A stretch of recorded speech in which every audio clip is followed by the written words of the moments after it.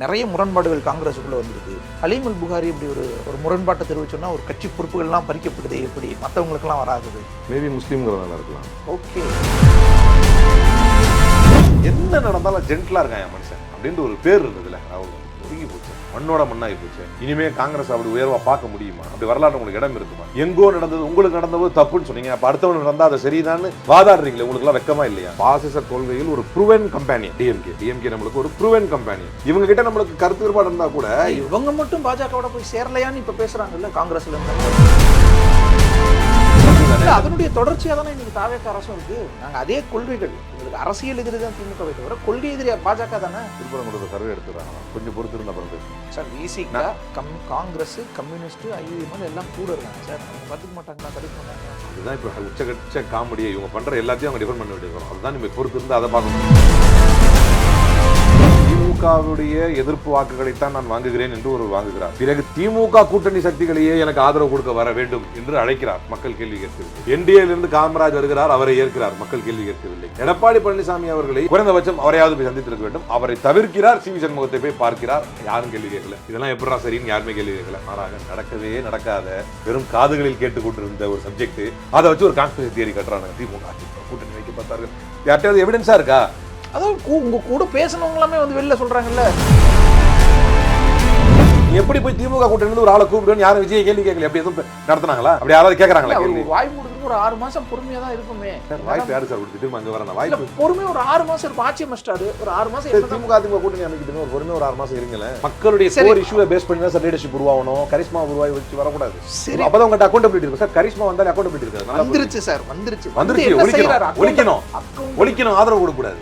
Accountability என்ன எங்க இருக்குது? சூலூர்ல என்ன அக்கௌண்டபிலிட்டி என்ன பேசுறாங்க? பட்டியல் சமூக அமைச்சர்கள் 8 பேர் 70-80 வருஷ தமிழ்நாட்டு சரித்திரத்துல நடந்திருக்குமா? ஐயுஎம்எல் மாதிரியான ஒரு கட்சி தமிழ்நாட்டுல ஒரு ஆளும் இடத்துக்கு வரும் அப்படின்னு யாராவது நினைச்சிருப்பாங்களா? கொண்டு வந்து கொடுத்துருக்காருல்ல விஜய். இஸ்லாமியர்களுக்கு எதிரான திருப்பரங்குன்ற விஜய் எடுத்து கருத்து அது பாஜக திமுக கேம் இல்ல. இதே விஜய் பெரும்பான்மையாக வந்திருந்தால் நிச்சயமா வந்திருக்க மாட்டார். விஜய் நான் தனியா நின்று பாத்துக்கிறேன், முதலமைச்சரா ஒரு முஸ்லீமை போட்டா கூட நான் எதிர்ப்பேன், அது வேற விஷயம். நீங்க எனக்கு தாவேகால அப்கோர்ஸ் எனக்கு தேவை. நீங்க கோர் இஷ்யூல உங்க கொள்கை என்ன நீங்க ப்ரூவ் பண்றீங்க, அதுதான் முக்கியம். Right sir. ஆனா அடுத்த 15-20 வருஷத்துக்கு நாங்க தான்றாங்க. கலச்சூழலும் பார்த்தாலும் என்ன கலச்சூழல் பாத்தீங்க சார்? ஒண்ணுமே இல்ல, ஜீரோ. நீங்க எல்லாம் யாருமே பொருட்படுத்தவே இல்லை. நீங்க இல்ல, எல்லாருமே யாருமே கணிக்கவே இல்லை. இப்படி ஒரு ஃபோர்ஸ் இவ்வளவு ஸ்ட்ராங்கா இருக்காங்க, களத்துல இவ்வளவு வேகமா இவ்வளவு சூப்பரா பண்றாங்க, ஆனா வெளியிலேயே தெரியல அப்படிங்கிறது யாருக்குமே தெரியும். நீங்க ஜெயிச்சதுக்கு அப்புறம் போஸ்ட்மார்ட்டம் பண்ணா இவ்வளவு பண்ணிருக்காங்களான்னு இருக்கு. அதுக்கு முன்னாடி ஒருத்தர் கூட அதை கெஸ் பண்ணல. சம்மர் வந்தாச்சு. What's your plan for this holiday? எங்க கிட்ட விட்டுருங்க, நாங்க பாத்துக்கிறோம். VGT Holidays. GT Holidays, South India's #1 travel brand. Chennai Silks in summer mega sale. Chennai Silks summer mega sale. The Chennai Silks in mega summer sale. வெற்றியாளரை விதைக்கும் மண் SNS, வெற்றியாளரை உருவாக்கும் மண் SNS, வெற்றியின் மண் SNS இன்ஸ்டிடியூஷன்ஸ் கோவை. உலக தமிழர் அனைவருக்கும் வணக்கம். இன்றைய சிறப்பு நேர்காணலில் மூடு இருக்கக்கூடியவர் திமுகவின் ஹலீம் அல் புகாரி. வணக்கம் சார். காங்கிரஸின் முகமா இருந்தீங்க, ஒரு இளைய முகமா. திடீர்னு இப்போ திமுக தேர்தல் தோல்வி அல்லது தேர்தல் ரிசல்ட்டுங்கிறது இவ்வளவு அரசியல் ரீதியாக மாற்றிருச்சா? நான் தேர்தல் ரிசல்ட்டை பார்த்துட்டு போயிட்டேங்கிறீங்களா? அப்போ நான் முட்டாளாக இருக்கணும் அரசியல். ஏன்னா தேர்தல் ரிசல்ட்டை பார்த்துட்டு போகிறதால தாவேகால நான் போயிருக்கணும். ஓகே, கரெக்ட் தான். நிறைய பேர் தாவேக போகிறாங்கல்ல, அவங்க அறிவே இல்லை, கட்சியே போகுது இல்லை. நீங்கள் அவங்க பேட்டி கேட்க மாட்டீங்க, அவங்கள நான் என்ன கேட்பீங்க? ஏன்னா நீ இந்த மாதிரி முடிவு எடுத்தேன் இல்லை, உங்கள் கட்சியே ஒரு மூவ் எடுக்குது இல்லை? அதானே தப்புன்னு தானே வெளியே வர்றேன். இல்லை, அது ஏன் தப்புன்றதா? இப்போ திமுகவுடன் காங்கிரஸ் கூட்டணியில் இருந்தபோதே நிறைய பேர்த்துக்கு அது ஓப்பா இல்லை. காங்கிரஸுக்குள்ளேயே காங்கிரஸ் மேல்மட்ட தலைவர்கள்லேயே நிறைய பேர் விருப்பம் இல்லை. ஈவன் கடைசியாக கூட்டணி பேச்சுவார்த்தைகள் எல்லாம் எவ்வளவு தூரம் சிக்கல்கள் எழுந்துச்சு. இவங்க ரொம்ப அவமரியாதை பண்ணுறாங்க, ஆட்சியிலும் பங்கு அதிகாரத்திலும் பங்குலாம் அப்போ பேசுனாங்க. அப்படி நிறைய பேர்த்துக்கு திமுகவுடன் பெரிய ஒரு உடன்படிக்கையோடெல்லாம் கூட்டணி அமையல. நிறைய பேர் முரண்பாட்டோடையே சரி கட்சி தலைமை முடிவு எடுத்துருச்சுன்னு அமைதியாக இருந்தவங்களாம் இருந்தாங்க. இந்த மாதிரி அமைதியாக இருந்திருக்கலாம்ல. அதாவது இதுக்கு தான் என்ன புரிஞ்சுக்கிறோம் நம்ம அப்படின்னா, ஒரு இஷ்யூ முதல்ல நீங்கள் சொன்ன மாதிரி தேர்தலுக்கு முன்னாலேயே கூட்டணி வைக்கிற விருப்பம் இல்லை அப்படிங்கிற மாதிரி ஒரு பிரச்சனை ஓடுது. அது எது வரைக்கும் ஓடுதுன்னு சொன்னால், கருத்துக்கள் போகும்போது தான் தேசிய தலைமை தலையிட்டு கூப்பிடுது எல்லாரையுமே. இவங்க ஆக்ஷனுக்கு அங்கே ரியாக்ஷன் இருந்துச்சு, அதுதான் நம்ம கவனிக்கணும். கூப்பிட்டு சரி உங்கள் கருத்தெல்லாம் நீங்கள் அங்கே பேசக்கூடாது, நீங்கள் அவங்களுக்கு இருந்த மாதிரி இருந்துக்குங்கன்னா அதை ரசிக்கலையே தேசிய தலைமை. நீங்கள் வாங்க உங்கள் கருத்தை எங்ககிட்ட சொல்லுங்கள், சொல்லிட்டு முடிவை நாங்கள் அறிவிப்போம், அது வரைக்கும் இதை பற்றி எதுவும் பேசக்கூடாதுன்னு அனுப்பிச்சி விட்டாங்க. அப்போ இது செய்கிறதுக்கான காரணமே என்ன அப்படின்னா, கருத்து 1000 பேருக்கு 1000 மாதிரி இருக்கும். வெரி பர்டிகுலர்லி இப்போ உங்களுக்கு கடந்த காலங்கள் இல்லாத இப்போ ஏன் எழுதுங்கிற ஒரு கொஷின் வரலாம். இப்போ உதாரணத்துக்கு கடந்த காலங்களில் ஏன் எழுதாது அப்படின்னா, பாரதிய ஜனதா கட்சியோடு நேரடியாகவும் மறைமுகமாகவும் தொடர்ந்து கூட்டணியில் இருந்த அதிமுக என்பது ஒரு ஆப்ஷனாகவே கருதப்படலை. அது ஒரு முக்கியமான காரணம். கடந்த ஒரு 3 தேர்தல், இந்த 20 ஆண்டு கால எஸ்பிஏல சொல்கிறேன், இந்த மதசார்பற்ற முற்போக்கு கூட்டணியுடைய அலையன்ஸ்கான காலகட்டத்தில் அதிமுக வந்து பெரும்பான்மையான நேரங்களில் ஒரு அலி பார்ட்னராகவே கருதப்படலை. ஏன்னா அது ஒரு நேச்சுரல் அலியாக வரலை, செட் ஆகலை. அதனால் இதுக்கு முன்னால் இருந்திருக்கு, அது உங்களுக்கு தெரியும். இந்த காலங்களில் செட் ஆகாதனால டிஎம்கே கூடவே போகிறோம் அப்படின்ற மாதிரி. நான் இங்கேருந்தே ஆரம்பிக்கிறேன்.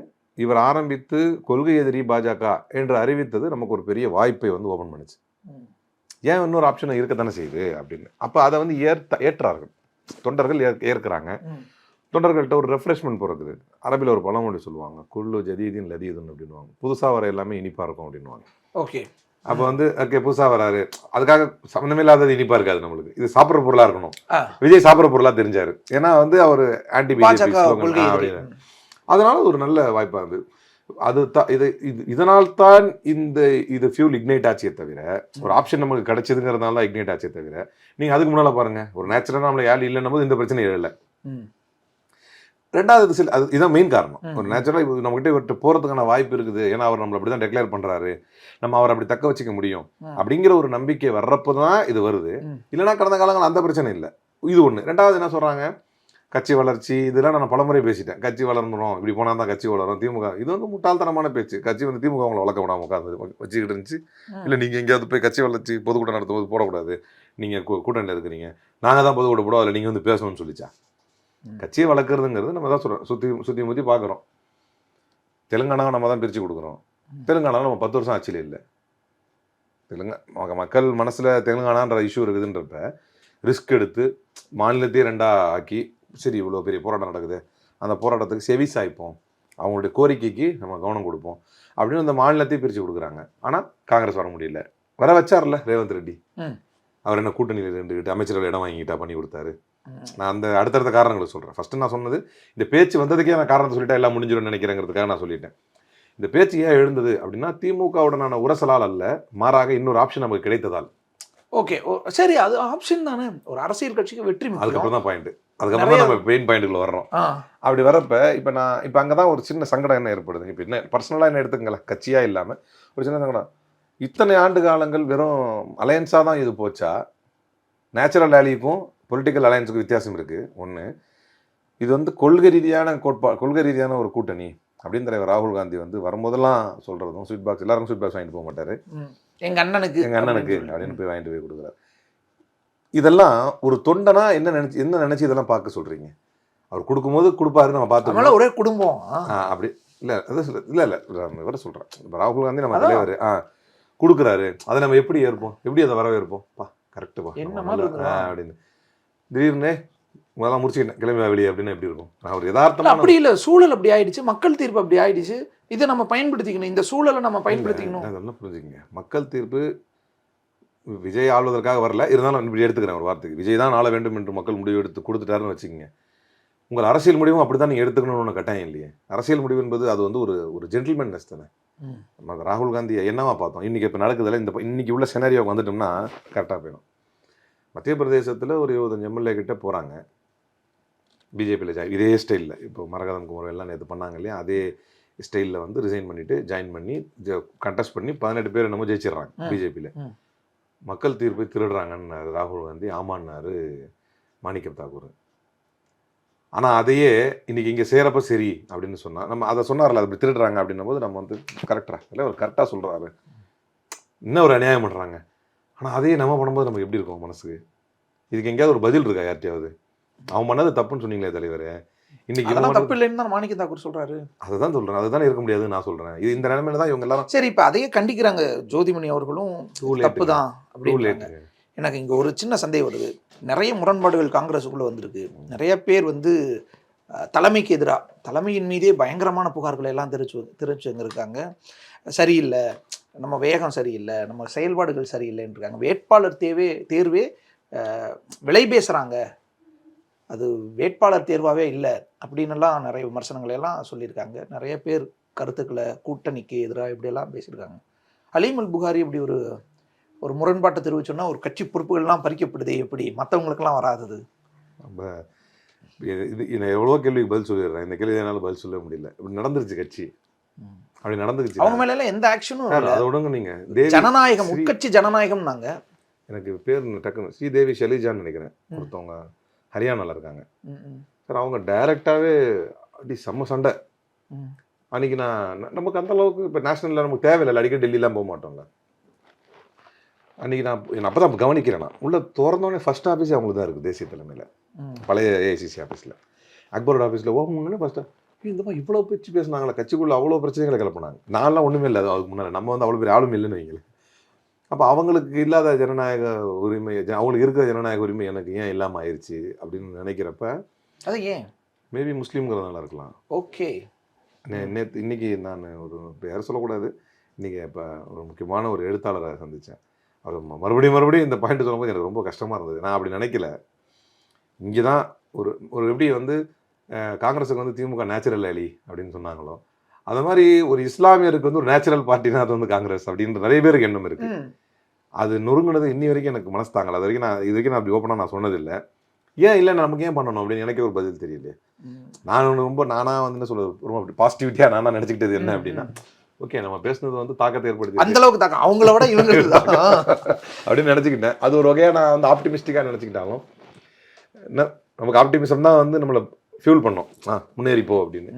இப்போ சில நேரத்தில் இப்படி தோணுது, ஒரு அந்த மதம் தான் காரணமோ, எல்லாருக்கும் அவங்க என்ன வேணால் சொல்லிட்டு போயிடலாம், நம்ம வந்து கருத்து சொன்னோம், உனக்கெல்லாம் யார் இந்த மாதிரி கருத்து சொல்ல அதிகாரம் கொடுத்தது அப்படிங்கிற மாதிரி ஒரு நிலைப்பாடு. அந்த உட்கட்சி ஜனநாயகம் அங்கே மட்டும் செல்லாமல் போயிடுது. புரியலையே. இப்போ எனக்கே பதில் தெரியல. இப்போது இன்னொன்று என்ன சொல்கிறாங்கன்னா, கட்சி வளர்க்கணும், கட்சி வளரணும் அப்படிங்கிறாங்க. நான் இன்றைக்கி வந்து சொல்லுவாங்க, நானே ஒரு கவன ஈர்ப்புக்காக செல்ஃப் இமோலேஷன் பண்ணுற மாதிரி நானே இப்போ வந்து தீ குளிச்சுட்டு ஒரு விஷயத்த சொல்கிறேன். நம்ம மூலமாக ஒரு விடிவு காலம் பிறக்கணும். அது இது இப்போ தமிழில் இருக்கிறதுனால இது போய் அந்த இந்திக்காரங்களுக்கு சேரவும் சேராது, இவனை கொண்டு போய் சேர்க்கவும் மாட்டானுங்க. அதுவும் ஒரு யதார்த்தம். பட் ஆனால் ஏதோ பேசினாப்பானாவது இருக்கட்டும். இப்போ ஒருவனுக்கு ஹிந்தி தெரியாதுன்னு வச்சுங்க, இங்கிலீஷ் தெரியாதுன்னு வைங்களேன், டெல்லிக்கு ஃப்ளைட் போட கூட அவன்கிட்ட வந்து ஃப்ளைட் போடவோ அங்கே தங்கவும் முடியாத பொருள். ஆனால் கட்சியுடைய தீவிர விசுவாசி உழைக்கிறான்னு வைங்க, சேலஞ்ச் பண்ணி சொல்கிறோம், ஒரு காலமும் அவனால் எம்எல்ஏ எம்பி இந்த கட்சியில் ஆக முடியாது காங்கிரஸில். இந்த நிலை மாறிச்சுனா தான் அவன் கட்சி வளருமே தவிர, நான் அதுக்காக இதை சொல்கிறேன், மற்றபடி குறை சொல்லணுன்றதுக்காக சொல்லலை. ஒருத்தனை ஹிந்தி பேச தெரியாது, இங்கிலீஷ் பேச தெரியாது, டெல்லிக்கு போய் உட்கார தெரியாது, தலைவர்கள் காலை பிடிக்க. ஆனால் இப்போ அமைச்சரே ஆக முடியுது இல்லை, கட்சி அதிகாரத்தை நோக்கி வளர்ந்துகிட்டு இருக்குல்ல. அதெல்லாம் நான் என்ன கேட்டேன், நீங்கள் என்ன சொல்லிட்டு இருக்கீங்க? இல்லை சார், எஸ், அப்படி வளராத ஒரு கட்சியாக இருந்துச்சு. இன்னைக்கு ஒரு யாருக்கு கிடைக்குது, இன்னைக்கு யாருக்கு கிடைச்சிருக்கு நீங்கள் பாருங்கள். 2 அமைச்சர்கள் யார் அவங்க? இன்னொருத்தர் ஏற்கனவே எம்பியாக இருந்தவர், இன்னொருத்தர் தொடர்ந்து 3வது முறை 4வது முறை எம்எல்ஏவாக இருக்கிறவர். சாமானிய நிலை என்ன ஆனது? இந்த 5 எம்எல்ஏ தானே.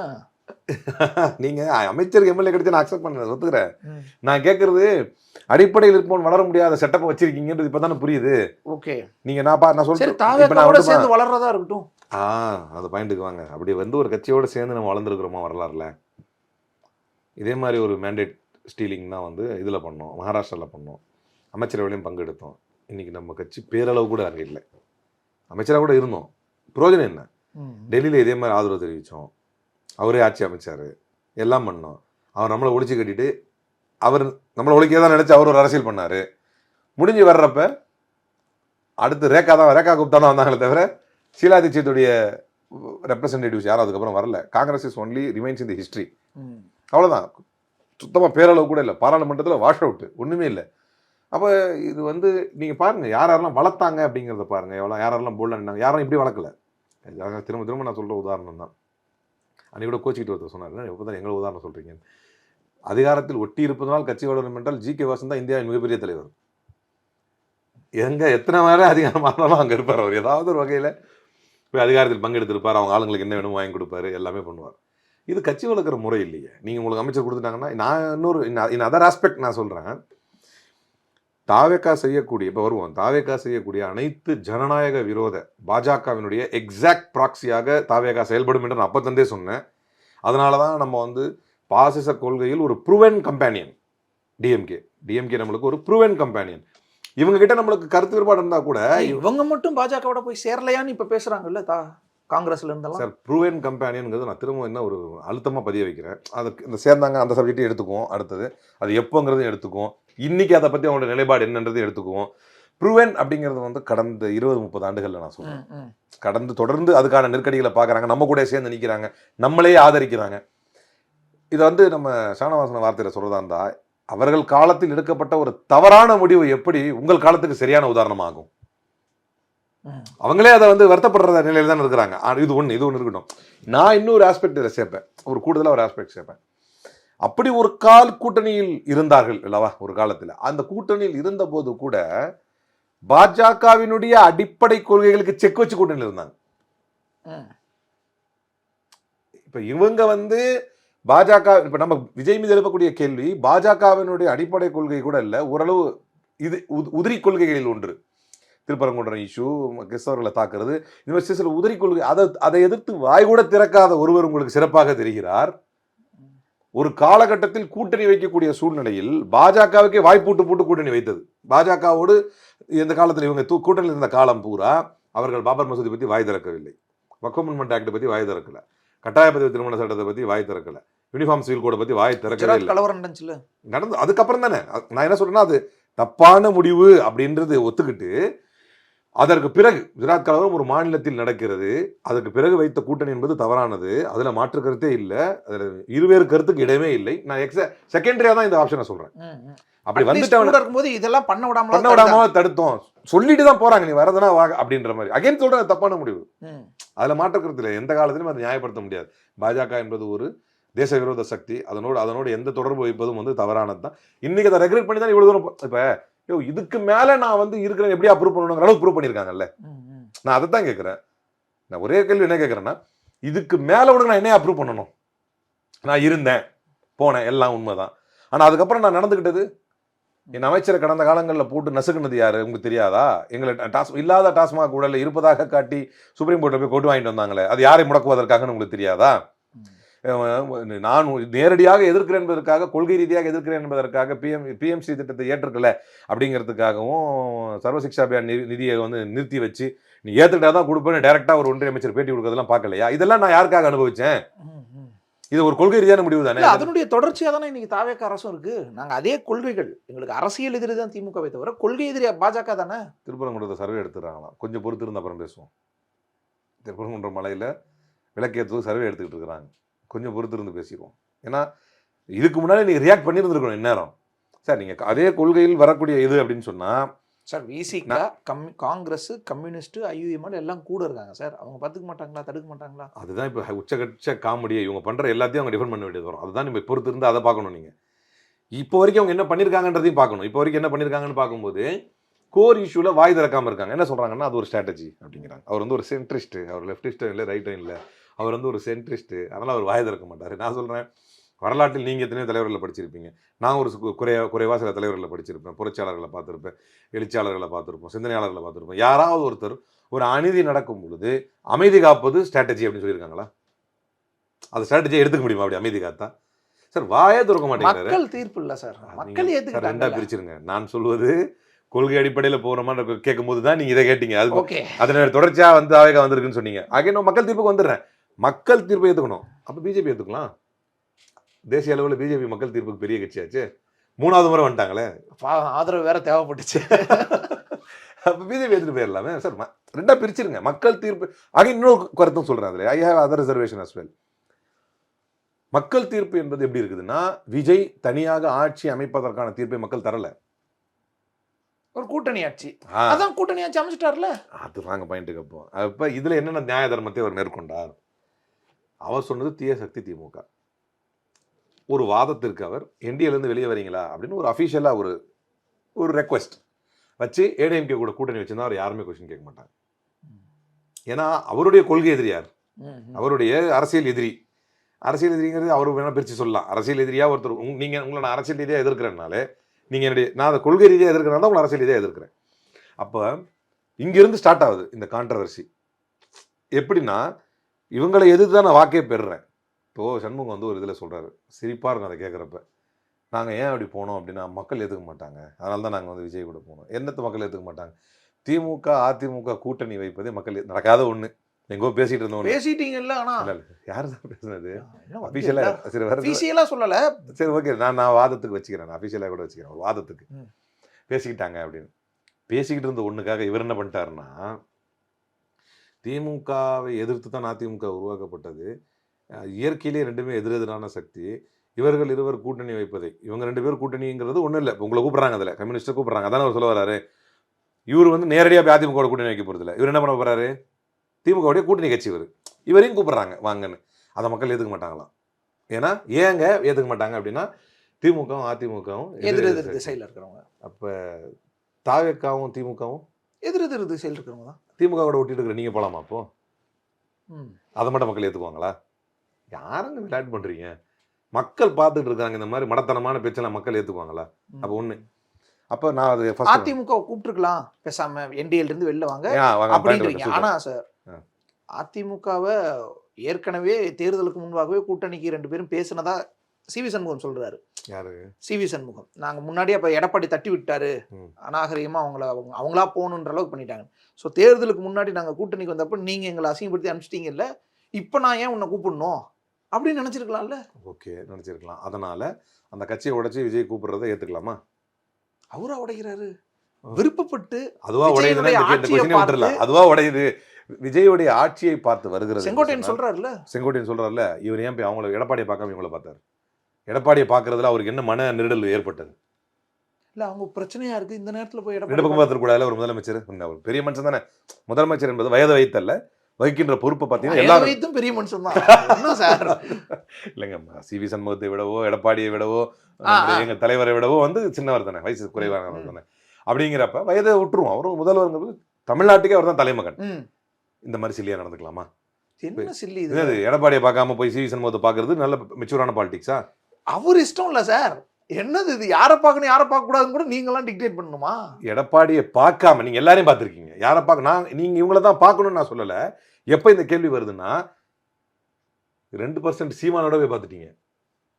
4%. சரி தப்பா சொல்லிட்டேன். 8ல இருந்து 4 ஆன சீமானோட போய் பார்த்துட்டீங்க. ஆனா எடப்பாடி போய் பார்க்க மாட்டீங்க. சிவி சண்முகத்தை போய் பார்ப்பீங்க. பட்டவர்த்தனமா தெரியல. ஒருவேளை அவருக்கு எடப்பாடி பிடிக்காம கூட இருக்கலாம். ஸ்டாலினை பிடிக்குமா ரொம்ப? என்ன சார் பேசுறீங்க? அப்ப பார்த்தது எதுக்குன்னு எல்லாருக்குமே தெரியும். இதுக்கு பேர் என்ன? அதெல்லாம் விட்டுருங்க. முக்கியமான ஒரு கொஸ்டின் வர்றேன். காங்கிரஸ் என்ன சொல்லி கூட்டணி வச்சது? நீங்க காங்கிரஸ் பாயிண்ட் தான் நம்ம ஸ்டார்ட் ஆகணும். என்டிஏ ஆட்கள் யாரையும் சேர்த்து கூடாது. காமராஜர் அவர்தான் கட்சியிலிருந்து நீக்கிட்டாங்களா? எப்போ? ஆதரவு கொடுத்ததுக்கு அப்புறம் இல்ல, இன்னைக்கு நைட்டு வீடியோ வெளியிடுறாங்க. எப்படி சீக்வன்ஸ் பாருங்க, சிக்ஸாகா சீக்வன்ஸ். இன்னைக்கு நைட்டே வீடியோ வெளியிடுறாங்க. அந்த சேம் சைடு கோலை யார் போடுறாங்கன்னா விஜய் கட்சிக்காரங்களே போடுறாங்க. எப்படின்னா, ஒரு விஷயம் குதிரை பேரும் ஆன்டி டிஃபெக்ஷன் லால வந்து இது எப்படின்றது நம்ம படிக்கிறோம். இதுக்காக தான் ஆரம்ப கட்டத்தில் இந்த மாதிரி சட்டங்கள்லாம் வந்து ரொம்ப தெளிவாகவே கொண்டு வரப்ப ஆயாராம் கயாராம் அப்படின்னு வாங்க பாலிடிக்ஸில். அப்போ ராஜீவ்காந்தி இருக்கிற 60s 70s ஆயாராம் கயாராம் மாறி மாறி மாறி மாறி குழப்பிக்கிட்டு இருந்தாங்க. அப்போ தான் அந்த 61st அமெண்ட்மெண்ட் வந்து அதுக்கப்புறமா அதில் கொண்டு வர்றாங்க. அந்த 10th ஸ்கெடியூலில் எதுக்கு கொண்டு வராங்க, அதை மாற்றுறாங்க அப்படின்னு சொன்னால், இந்த மாதிரியான அசிங்கங்கள் நடக்கக்கூடாது அப்படின்னு. இதெல்லாம் அசிங்கமாக இருக்குது அப்படின்னு. என்ன அசிங்கம் அப்படின்னா பாருங்கள், இன்னைக்கு நைட்டு இவங்க ஒரு குதிரை பேரம் இல்லை என்பது எப்படி நீ முடிவு? இன்னைக்கு யாதவ் என்ன சொல்கிறாரு, இங்கே இதை முடிச்சுட்டு இந்த பாயிண்ட் வந்துடுறேன் நான். யாதவ் என்ன சொல்கிறார், இது வந்து குதிரை பேரம் அப்படின்னா ஓபிஎஸ் வந்தாரு, அது குதிரை பேரம் இல்லையா? வைத்திலிங்கம் வந்தாரு, அது குதிரை பேரம் இல்லையா? சார், இப்போ பிரச்சனை ரிசைன்மெண்ட். ஒருத்தர் இன்னொரு பார்ட்டியில் சேர்றது. அப்போ வந்து ஒருத்தர் ஒரு பார்ட்டியில் சேர்ந்தார், ஒரு முறை எம்எல்ஏ ஆயிட்டாருன்னா வாழ்க்கை பூரா அதிலே தான் இருந்துடணும். பிடிக்கலாம் வெளியே வரக்கூடாது. குதிரை பேரத்துக்கு டெஃபினேஷன் என்ன சார்? குதிரை பேருக்கு டெஃபினேஷன் என்னன்னா, டு ரிமைன் ஆர் டு ஸ்விட்ச் பவர். உங்களை வச்சு டிசைட் ஆகுது பவர். இது அப்போ அகைன் கொஸ்டின் வரும், இவரை வச்சு டிசைட் ஆகுதுன்னு எப்படி முடிவு பண்ணுறது? ஒன்றும் இல்லை. இப்போ ஆண்டுகிட்டு இருக்கிற கட்சிக்கு பவர் ஃப்ளக்சுவேஷன் இருக்கும். இப்போ ஆண்டுகிட்டு இருக்கிற கட்சிக்கு நம்பர்ஸ் ஃப்ளக்சுவேஷன் இருக்கும். விஜய் கட்சிக்கு அது இருக்குது, நம்பர்ஸ் ஃப்ளக்சுவேஷன் இருக்குது முன்ன பின்ன. அப்படி இருக்கும் பொழுது ஒரு கட்சியில் இருக்கக்கூடிய எம்எல்ஏக்கள் இப்படி தாய் வரும் பொழுது இந்த ரெசிக்னேஷன் இது எல்லாமே வந்து லீகல் பெர்ஸ்பெக்டிவ், அது எல்லாமே அதில் உள்ளது தான். அந்த அமெண்ட்மெண்ட்டில் உள்ள பெர்ஸ்பெக்டிவ்ஸ் தான் அதெல்லாம். ஃபர்ஸ்ட் ரிசைன் பண்ணணுமா, அப்புறம் உறுப்பினர் கார்டு வாங்கணுமா, சில நாளைக்கு இஷ்யூ வரும், அதை விட்டுருவோம். என்ன இப்போ காமராஜ் என்ன பண்ணுறாரு அப்படின்னா, உட்காந்து அந்த குதிரை பேரம் போது எங்கே டிசைட் பண்ணுவீங்க? அப்போ தான் பாயிண்ட் சொல்லிட்டேன் உங்களுக்கு. அதை வரைக்கும் சப்ஜெக்ட் வந்து உண்மையிலே அடிப்படை நாலேஜ் இல்லாமல் பேசுகிற பேச்சு அது. அப்போ இவங்க வந்தது என்ன, அவங்க வந்தது என்னன்னா, அவங்க வந்ததெல்லாம் குதிரை பேரம் கிடையாது. கவர்மெண்ட் அமைச்சு 4 வருஷத்துக்கு அப்புறம் வந்தாங்க அவங்கலாம். அதுவும் ஒரு சிம்பிள் தனிப்பெரும்பான்மையோட ஒரு அரசு இருக்கும் பொழுது எத்தனை பேர் சேர்ந்தாலும் அது குதிரை பேரம் ஆகாது. பெரும்பான்மை இல்லாமல் ஒரு அரசு இருக்கும்போது அல்லது பெரும்பான்மை நிரூபிப்பதற்கு பல பேருடைய ஆதரவை திரட்டி திணறி கொண்டிருக்கின்ற ஒரு அரசு அது. அப்படி இருக்கும்போது அதுதான் குதிரை பேதம். ஒன்று இருக்கட்டும், அவரை காமராஜை உட்கார வச்சு கையெழுத்து வாங்குறாங்க. இதுதான் குதிரை பேரம், தெளிவான குதிரை பேரம். ஏன் அப்படின்னா, எதுக்கு குதிரை பேரத்தை வித்தியாசப்படுத்தும் அப்படின்னா, நீங்கள் ஒரு கட்சி தலைவர், உங்களை சந்திப்பதற்கு அஃபிஷியலாக நான் அழைப்பு கொடுக்குறேன், நீங்கள் வர்றீங்க அல்லது நான் வர்றேன், உங்கள் இடத்துக்கு வர்றேன், அது நீங்கள் என் இடத்துக்கு வர்றீங்க, உட்காடுறோம், பேசுகிறோம். கட்சி தலைவர், ஏன்னா ஒரு பார்ட்டின்னு வரும்போது கட்சி தலைவர், பொலிட்டிக்கல் பார்ட்டி வேற, லெஜிஸ்லேட்டிவ் பார்ட்டி வேற. அப்போ வந்து பொலிட்டிக்கல் பார்ட்டியில் லீடர் யாருன்னா டிடிவி. இதில் வந்து ஒரு வழியே இல்லை, லெஜிஸ்லேட்டிவ் பார்ட்டி லீடர் வந்து ஒரே ஆள் தான், அதனால காமராஜ். அப்போ ஒரு பொலிட்டிக்கல் பார்ட்டி லீடர் டிடிவியை சந்திக்கணும், லெட்டர் கொடுக்கணும், டிசைட் பண்ணணும். அவர் வந்து டிசைட் பண்ணுவார், உட்காருவாங்க, 2 பேரும் டேபிள் டு டேபிள் உட்காந்து பேசுவாங்க. அது வந்து உலகமே சந்திக்கும், பார்க்கும். இது அல்லாமல் எது நடந்தாலும் குதிரை பேரத்துக்கு வேணாமே. அப்போ டிடிவி வேணாம், எம்எல்ஏ அவரா வராரு, வந்துட்டார்ல, மறுநாள் சாயங்காலம் டிடிவி கூட நிற்கிறார், நான் போவே இல்லை அப்படிங்கிறார். இதில் எது உண்மை? இதுதான் குதிரை பேரம் சார், தெளிவான குதிரை பேரம். அங்கே முடிஞ்சிருச்சு கதை. அவங்களது அந்த ஸ்பாட்லேயே காங்கிரஸ் வெளியே வந்திருக்கணும், பேசுனது நியாயம்னா. அவங்க என்டிஏ கிட்ட இருந்து சப்போர்ட் வாங்கியிருக்காங்க, தெளிவாக ப்ரூவ் ஆயிடுச்சு. இப்போ இன்னைக்கு நைட்டு அவர்கிட்ட அந்த இது வீடியோ வெளியிட்டாங்களா, நாங்களாம் அவரை கட்டாயப்படுத்தல, அவராக தான் போட்டார் அப்படின்னு அவங்களே சேம் சைடு கோல் போட்டாங்களா, இப்படி வெளியிட்டார். மறுநாள் அவர் என்ன பண்ணாரு, எடப்பாடி ஆட்சி அமைக்கிறதுக்கு தான் நான் எங்கள் ஆதரவு தர்றேன் அப்படின்னு சொல்லி டிடிவி கொடுத்துட்டு ப்ரெஸ் மீட் கொடுத்தாரா, பக்கத்தில் காமராஜ் நிற்க வச்சுக்கிட்டு. என்ன கொடுத்தாரு மறுநாளோ அது அப்போவே என்ன கொடுத்தாரு, நாங்கள் இங்கே தான் இருக்கிறோம், எனக்கு தெரியாது, நான்லாம் சப்போர்ட்டே கொடுக்கல அப்படின்னு சொன்னாரா? அந்த நிலையில் நான் என்டிஏல தான் கண்டினியூ பண்ணேன்னு அவரே சொன்னார். அப்போ என்டிஏவில் அஃபிஷியலாக தொடர்ந்து கொண்டு இருக்கும் ஒருவரை, ஏன்னா 1-2 கூட மேக்ஸ் டிஃபரன்ஸ் இல்லை, ஏன்னா அங்கே மெஜாரிட்டி இஷ்யூ ஓடிட்டு இருக்கு. 1 தான் முக்கியம், 1-2 தான் ரொம்ப குரூஷியலாக இருந்தது அந்த டைமில்.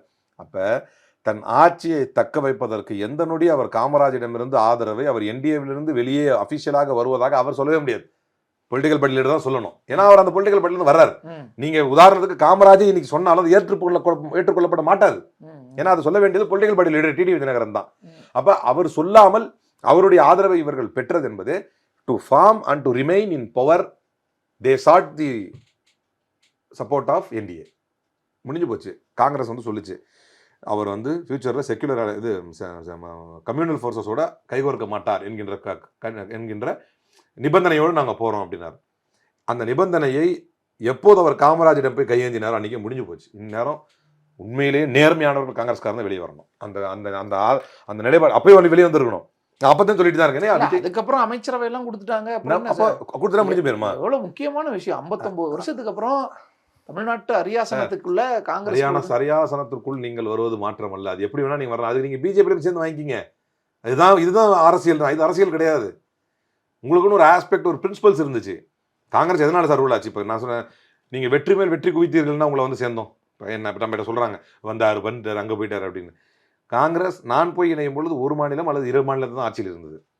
இன்னைக்காவது ஒரு 4 மாநிலம் 5 மாநிலம் கிட்ட நெருங்கி போய்கிட்டு இருக்கு. தமிழ்நாடு சேர்த்து இல்ல, இது எங்க ஆட்சியில் இல்லை, இது நேரடியாக ஆட்சியில் இருக்கின்ற 3 மாநிலத்தில் 4 மாநிலத்தில். பெருமையாக தான் சொல்றேன்.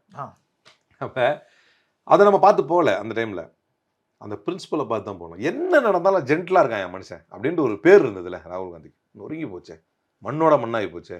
இனிமேல் காங்கிரஸ் அப்படி உயர்வாக பார்க்க முடியுமா? அப்படி வரலாற்று உங்களுக்கு இடம் இருக்குமா? எங்கோ நடந்தது உங்களுக்கு நடந்தபோது தப்புன்னு சொன்னீங்க, அப்போ அடுத்தவன் நடந்தால் அதை சரிதான்னு வாதாடுறீங்களே, உங்களுக்குலாம் வெக்கமா இல்லையா? இது பிரச்சனை என்னன்னா, நான் திரும்ப தான் சொல்றேன், பிரச்சனை என்னன்னா, இங்க இவர்கள் என்ன போடக்கூடிய எந்த குடிமைப்பிடி சண்டையும் அங்கே முறையா போய் ரெஃப்ளெக்ட் ஆகுதானே தெரியலையே. இங்க நம்ம சொல்லக்கூடிய ஒவ்வொரு கருத்துமே கரெக்டாக போய் கன்வே ஆகுதானே தெரியலையே. அவங்க அதை ஏற்கிறாங்களா? அது அவங்களுக்கு புரியுதா? இப்போ எத்தனையோ பேர் ரிசைன் பண்ணுறதா நம்ம பார்த்துருக்கோம். இப்போ பேட்டி கொடுக்குறாங்க 3 பேர். சட்டப்படியே பாருங்க அது எவ்வளோ பெரிய பின்னடைவை ஏற்படுத்த போகுதுன்னு.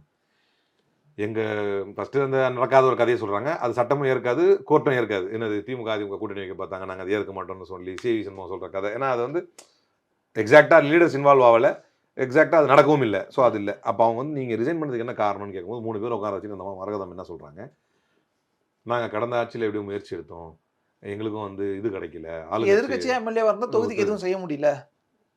இதுக்கு பேர் என்ன? நீங்கள் ஓப்பனாக ஸ்டேட்மெண்ட் கொடுத்துக்கிட்டு இருக்கிறீங்க.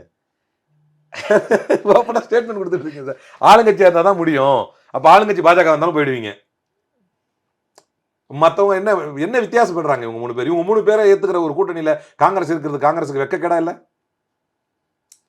இதே மாதிரி விஷயத்த மற்றவனாவது சொல்லாமல் இருந்தான். ஜோதிராதித்ய சிந்தியாவோ ஹிமந்த பிஸ்வா சர்மாவோ சுவேந்த அதிகாரியோ இவங்கெல்லாம் யாரெல்லாம் டிஃபெக்ட் பண்ணி இங்கேருந்து போனாங்களோ, காங்கிரஸ் இருந்து போனாங்களோ, அவங்களாம் இப்படி சொல்லாமல் வேற மாதிரி சொன்னான். ராகுல் காந்தி தலைமை சரியில்லை, இதே இருந்தால் ஜனநாயகத்தை கலை இல்லை, ஏதோ ஒன்று அதை தெரியும் அவனுக்கு. அதாவது தெரியும் இவங்க கன்ஃபெஷன் ஸ்டேட்மெண்ட் கொடுத்துட்டு இருக்கிறாங்க. திமுக விட்டு கொடுக்க கூடாதுன்றதுக்காக இருக்கலாம். அதனால சட்டத்தை விட்டு கொடுத்துருவீங்களா? கன்ஃபெஷன் ஸ்டேட்மெண்ட் கொடுத்துட்டு இருக்காங்க சார் அவங்க. ஆளுங்கட்சியில் இருந்தால் தான் எதாவது செய்ய முடியும். அதனால நாங்கள் வந்து அவங்க ரொம்ப நேக்கா என்ன நினைக்கிறாங்கன்னா, தொகுதி மக்கள்கிட்ட இதை கொண்டு போய் சேர்க்கணும். நான் கூட என்ன நினைச்சேன்னா, பேட்டி எடுத்தாங்க, மேம் எதுக்கு வந்தீங்க? நாங்கள் இதில் வச்சு பனையூரில் வச்சு பேட்டி கொடுக்குறோம். நாங்கள் கூட பயங்கரமாக ப்ரிப்பேர் ஆகிட்டு வருவோம் போல இருக்குன்னு பார்த்து ஃபுல்லாக கேட்டேன். என்ன தான் சொல்கிறாங்க கேட்டால், நாங்கள் அங்கே இருந்தோம் பெருசாக பண்ண முடியல, இங்கே இருந்தும் பெருசாக பண்ண முடியல, ஆளுங்கட்சி கூட்டணியில் இருந்தால் கரெக்டாக பண்ண முடியும் அப்படிங்கிற. ஆளுங்கட்சியாகவே இருந்தால் நல்லா பண்ண முடியும். உடனே இதை பார்க்குற மக்கள் வந்து ஆமாம்மா நம்மளால் எதுவும் செய்ய முடியல, ஆளுங்கட்சியில் நல்லா செய்வாங்க. அதை விட்டுருங்க. சட்டம் என்ன சொல்லுது? ஆன்டி டிஃபெக்ஷன் லா படி தப்பாச்சு. அப்படி எப்படி ஒரு பேட்டி கொடுப்பீங்க நீங்கள் வந்து கன்ஃபெஷன் ஸ்டேட்மெண்ட் கொடுத்துக்கிட்டு இருக்கிறீங்க. என்ன பண்ணிட முடியும் இப்போ? அந்த தைரியம் தானே. கரெக்டாக கேட்டீங்க, என்ன பண்ணிட முடியும்னு. இப்போ சொல்லிட்டு இன்னொரு பாயிண்ட்டு, அறிந்தோ அறியாமலோ பாரதிய ஜனதா கட்சிக்கு ஒரு வாய்ப்பை வழியை இவர்கள் வேண்டுமென்றே ஏற்படுத்தி தருகிறார்கள் நான் சொல்லுவேன். நீங்க கூர்ந்து ஒரு எம்எல்ஏ சார், ஒரு எம்எல்ஏ தலைகீழாக மாறிய வரலாறுகளை நான் சொல்லவா? இல்லை வந்து காமராஜ் எம்எல்ஏ சப்ஜெக்டை மட்டுமே வச்சுக்கிட்டு விஜயை தண்டிக்க முடியும் வீடியோ வச்சு, தெரியுமா? பாஜக நினைத்தால். காமராஜ் ஒருத்தர் பக்க ஆதாரம். அதை நான் இன்னொன்று சொல்கிறேன். கவர்னரு, நீங்கள் கவனிங்க, இது ஏன் யாரும் கேள்வி கேட்க மாட்டேன்னு தெரியல. இப்போ நான் திரும்ப சொல்கிறேன், நடக்காத திமுக பேச்சுவார்த்தை என்பதை வைத்து ஆளுக்கு ஒரு பக்கம் அதை தொட்டு நக்கி கூட்டணிக்கு போய் அமைச்சராயிட்டாங்க எல்லாருமே. அப்படி பேசினார்கள், இல்லை இப்படி பேசவில்லை, இல்லை அது நான் கேள்விப்பட்டேன், இல்லை அப்படி ஒரு செய்தி வந்தது, இப்படின்னு ஒரு நாளைக்கு 4 சப்ஜெக்டை மாற்றி சொல்லி போய் சேர்ந்துட்டாங்க எல்லாரும். அஃபீஷியலாக அந்த அன்றைக்கே ஏடிஎம்கேவுடைய அஃபீஷியலில் வந்து பக்காவாக போட்டாங்க. என்றைக்குமே எதிரி தான் நாங்களும் திமுகவும், இது வாய்ப்பு ஃபஸ்ட்டு, அதுக்கப்புறம் கூட போடல, அன்றைக்கே போட்டாங்க. அப்படி ஒரு வாய்ப்பு பேசப்பட்டு இருந்தால் கூட அதுக்கான வாய்ப்பு அவங்க பொறுமையாக தான் இருப்பாங்க. இப்போ பேச்சுவார்த்தை போய்கிட்டு இருக்குன்னு அது அவுட் ரைட்டாக மறுத்தாங்க 2 பேருமே. ஆனால் அதை வச்சுக்கிட்டு இவங்க எல்லாரும் குழப்பம் ஓடுது இருந்துட்டு போட்டோம். நான் ஒரு விஷயம் நீங்கள் என்ன நான் சொல்ல வரேன்னா, திமுகவுடைய எதிர்ப்பு வாக்குகளைத்தான் நான் வாங்குகிறேன் என்று ஒருவர் வாங்குகிறார். பிறகு திமுக கூட்டணி சக்திகளையே எனக்கு ஆதரவு கொடுக்க வர வேண்டும் என்று அழைக்கிறார். மக்கள் கேள்வி கேட்கவில்லை. என்டிஏலிருந்து காமராஜ் வருகிறார், அவரை ஏற்கிறார், மக்கள் கேள்வி கேட்கவில்லை. எடப்பாடி பழனிசாமி அவர்களை அவர் வயதுக்கு, அவர் அரசியல் அனுபவத்துக்கு, முன்னாள் முதலமைச்சர் என்கின்ற அடிப்படைக்கு, கடந்த சட்டமன்ற அவையிலே வந்து எதிர்க்கட்சி தலைவர் என்கின்ற அந்தஸ்துக்கு குறைந்தபட்சம் அவரையாவது போய் சந்தித்திருக்க வேண்டும். அவரை தவிர்க்கிறார். சி வி சண்முகத்தை போய் பார்க்கிறார். யாரும் கேள்வி கேட்கல. இதெல்லாம் எப்படா சரின்னு யாருமே கேள்வி கேட்கல. சட்டமன்றத்தில் அவர்கள் எழுந்திருச்சு ஒரு குழுவாக கட்சியே உடச்சி இவருக்கு ஆதரவு அப்படின்னு கொடுக்குறாங்க. இது எப்படா விஜய் வந்து ஏற்றுக்க போச்சுன்னு யாரும் கேள்வி கேட்கல. மாறாக நடக்கவே நடக்காத, வெறும் காதுகளில் கேட்டுக்கொண்டிருந்த ஒரு சப்ஜெக்ட், அதை வச்சு ஒரு கான்ஸ்பிரசி தியரி கட்டுறாங்க. திமுக கூட்டணி வைக்க பார்த்தார்கள். யார்கிட்டயாவது எவிடன்ஸா இருக்கா? அதான் உங்க கூட பேசினவங்களாமே வந்து வெளில சொல்றாங்கல்ல, பேசியவர்கள் திமுக தானே. அதுல ஏதாவது எவிடன்ஸ் இருக்கா? அவங்களுக்குலாம் ஒரு ஹிடன் அஜெண்டா இருந்துச்சு. அவங்களாம் போய் இப்போ அமைச்சரோட இடம் பெற்றாங்கல்ல. நான் அதை சொல்ல முடியும்ல ஈஸியா. அதுக்கான ஒரு காரணம் உங்களுக்கு வேணும். அப்படின்னு திமுக மேல பழி சொல்லிட்டு இவங்க அமைச்சரவை வாங்குறதுக்காக இப்படி ஒரு பொய்ய. என் பாயிண்ட் அது இல்ல. இதெல்லாம் கேட்கறாங்க. நடக்காத ஒண்ணு கேள்வி கேட்கறாங்களே எல்லாரும். நடந்த ஜனநாயக விரோதத்தை யாருமே கேள்வி கேட்கலையே. நீ எப்படி போய் திமுக கூட்டணில இருந்து ஒரு ஆளை கூப்பிடுன்னு யாரும் விஜய் கேள்வி கேட்கல. எப்படி எதுவும் நடத்துனாங்களா?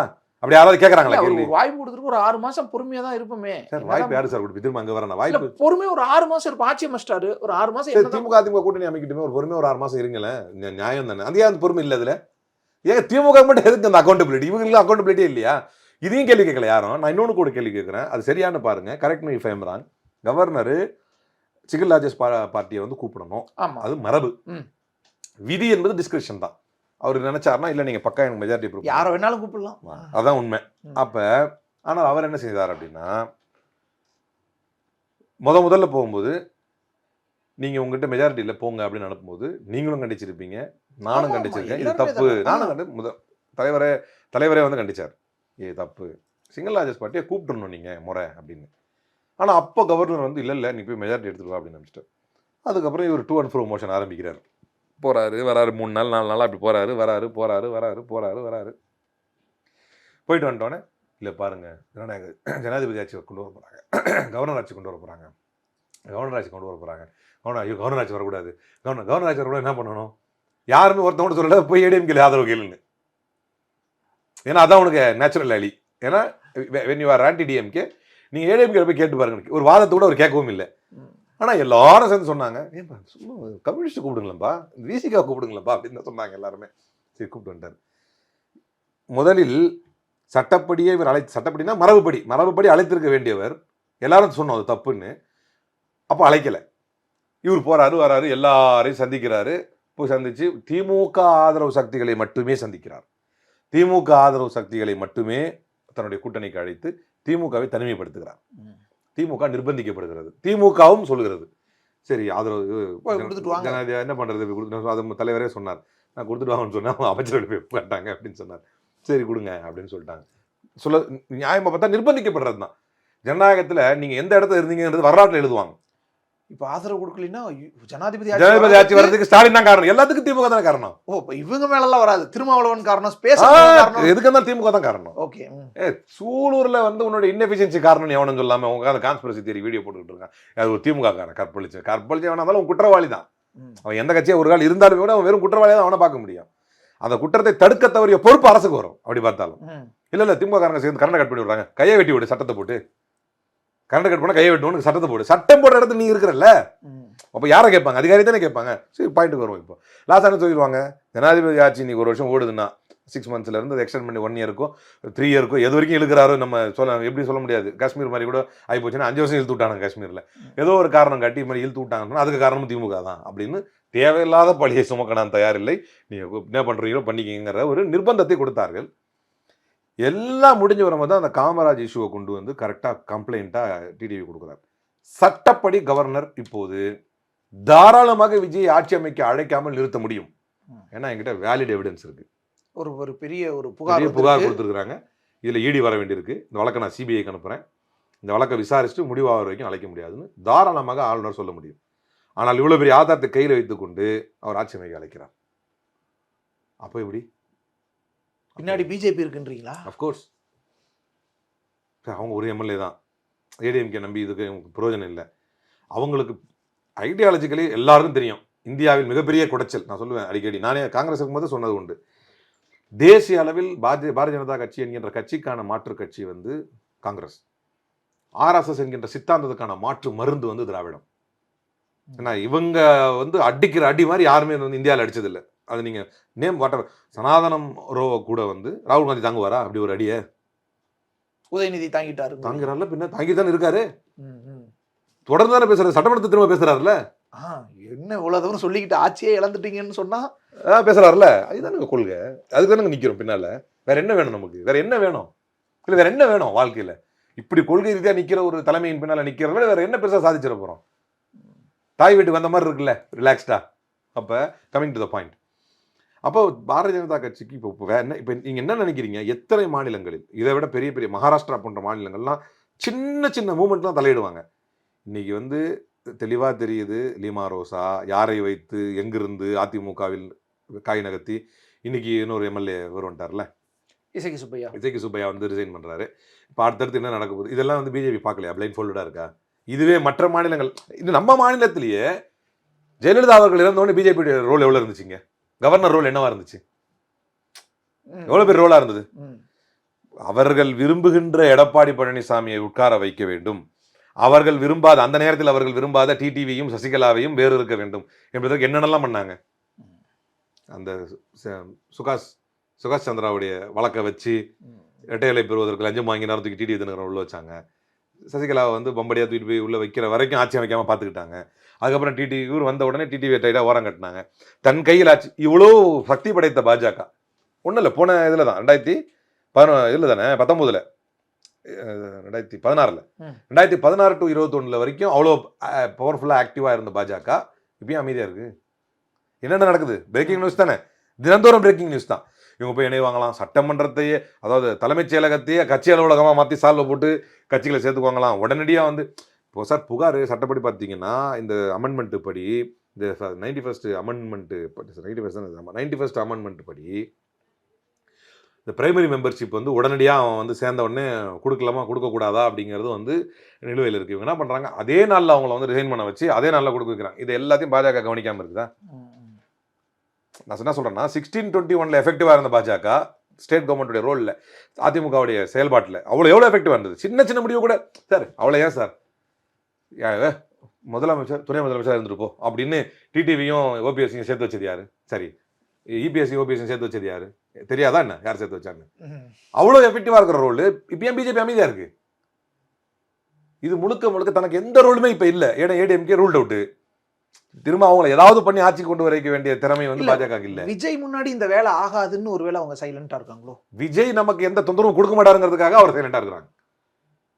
என்ன விஷயம் நீங்க, நான் இப்படி கேட்கறேன், விஜய் முன்னால நம்ம வேலை ஆகாதுன்னா என்னென்னலாம் செஞ்சு விஜய் அப்படி ப்ரூவ் பண்ணியிருக்காரு? நான் பயங்கரமான ஆன்டி பிஜேபி தலைவன் கெத்து நான் அப்படி எப்படி ப்ரூவ் பண்ணியிருக்காரு? எவ்வளவு தைரியமா கொள்கை எதிரின்னு டிக்ளேர் பண்றாரு.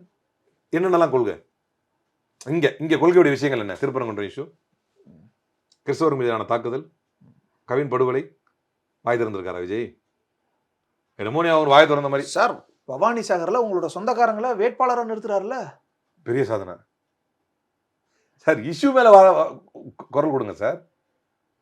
சரி, அப்ப நான் என்ன சொல்றேன்னா, நான் எனக்கு இப்ப நீங்க என்ன சொல்றீங்க, என்ன ஒரு கொள்கைவாதியா நீங்க நினைக்கிறீங்க. நான் ஒரு கோர் இஷ்யூல வந்து என்னுடைய கருத்தை தெரிவிக்கணும்னு நினைப்பீங்களா? அந்த இஷ்யூல பாதிக்கப்பட்டவங்களுக்கு நிவாரணம் கொடுக்கணும்னு நினைப்பீங்களா? கருத்து தெரிவிக்கணும், நிவாரணம் கொடுக்கணும். அது அப்புறம் நிவாரணம் கொடுக்க எனக்கு ஆற்றல் இல்லை, தூக்கி போட்டுருங்க. ஆற்றல் இல்லைன்னா குறைந்தபட்சம் கருத்தாக சார் சொல்லுங்க. அது குறைந்தபட்சம் இல்லை, அதிகபட்சம் சார். அது பேசிக், பேசிக், அது அடிப்படை. அதிகபட்சம் இல்லை, அடிப்படை. அதுதான், அது இல்லையே. இல்ல, சில நேரங்கள்ல நம்ம சைலண்டா இருக்க வேண்டிய தேவை இருக்கும். இப்போ ஃபர்ஸ்ட் போயிட்டீங்க, நான் ஆரம்பத்திலே முடிச்சு விட்டேன் இந்த பிரச்சனையை. சைலண்டா இருக்க வேண்டியது ஸ்ட்ராட்டஜியே கிடையாது சார், இருக்க முடியாது சார். ஒண்ணும் இல்ல சார், சார், இருக்க முடியாதுன்னா விட்டுருங்க. இருந்திருக்காரு, ஜெயிச்சிருக்காரு.